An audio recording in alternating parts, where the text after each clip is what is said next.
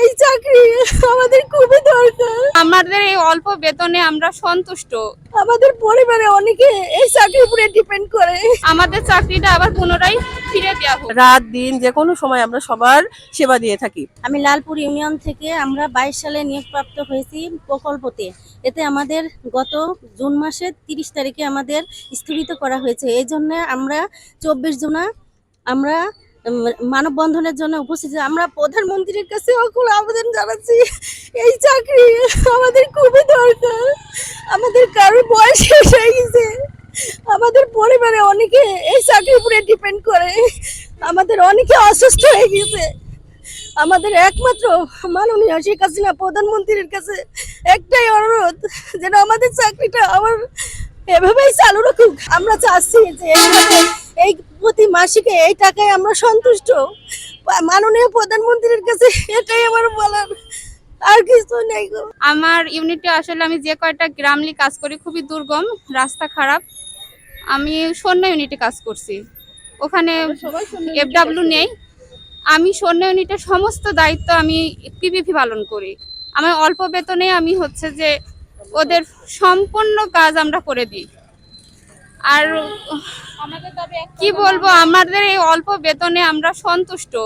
আমাদের এই অসহায় আমরা অনেক পরিবার আছে আমাদের পিপিপিদের মধ্যে, এই অল্প বেতনেই ওরা সংসারটা চালিয়ে নিচ্ছে। সরকারের কাছে দৃষ্টি আকর্ষণ করে বলছি, বিশেষ অনুরোধ করছি, আমাদের চাকরিটা আবার পুনরায় ফিরে দেওয়া হোক। আমাদের গ্রাম অঞ্চলে সবাইকে সেবা প্রদান করা, জন্ম নিয়ন্ত্রণ পদ্ধতি সম্পর্কে বলা, ইমপ্ল্যান্ট, আইইউডি, আবার আপনার খাবার বড়ি খাওয়ার পদ্ধতি সম্পর্কে, এছাড়া এনএসভি লাইগেশন সম্বন্ধে আমাদের সবাইকে সচেতনতা করা। এতে আমাদের জন্ম নিয়ন্ত্রণ সম্পর্কে সবাইকে বলার পরামর্শ। সেই অনুযায়ী আমাদের চুক্তিভিত্তিক আমাদের নিয়োগ দেওয়া হয়েছিল 1 বছর মেয়াদি। সেই ক্ষেত্রে আমাদের 1 বছর বাড়াই, পরের বছরে আমরা আবারও নিয়োগপ্রাপ্ত হয়। কারণ চুক্তিতে লেখা ছিল, নিয়োগের চুক্তিপত্রতে লেখা ছিল, যদি আপনাদের কাজ স্বতঃস্ফূর্তভাবে আপনারা করতে পারেন তাহলে আপনাদের নিয়োগ কাজ চলমান থাকবে। কিন্তু আমরা সবার সাথে, আমরা গ্রামের পরিবেশে সবার সঙ্গে মিলেমিশে একাকার হয়ে আমরা সবার সাথে এমন মানবিকতা সৃষ্টি করে ফেলছি যে সবাই আমাদের ছাড়া কিছু বোঝে না।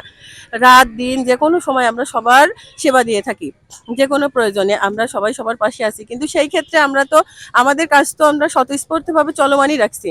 তাহলে এই ক্ষেত্রে তো নিয়োগপত্রে লেখা ছিল, বছর ভিত্তিক নিয়োগ হলেও লেখা ছিল নিয়োগপত্রে যে আমাদের কাজ যদি স্বতঃস্ফূর্তভাবে আমরা করতে পারি সেই ক্ষেত্রে আমাদের নিয়োগ চলমান থাকবে। তাহলে হঠাৎ করে কেন 23শে জুন এই 2024-এ আমাদের কেন হলো চিঠি আসলো যে আমাদের প্রক্রিয়াটা বন্ধ থাকলো এবং অব্যাহতি দেওয়া হলো? আমরা এই জন্য সরকারের কাছে আকুল আবেদন, যাতে আমাদের 24 জনের কথা বিবেচনা করে আমাদের দিকে সুদৃষ্টি আকর্ষণ, সদয় মর্জি হয়।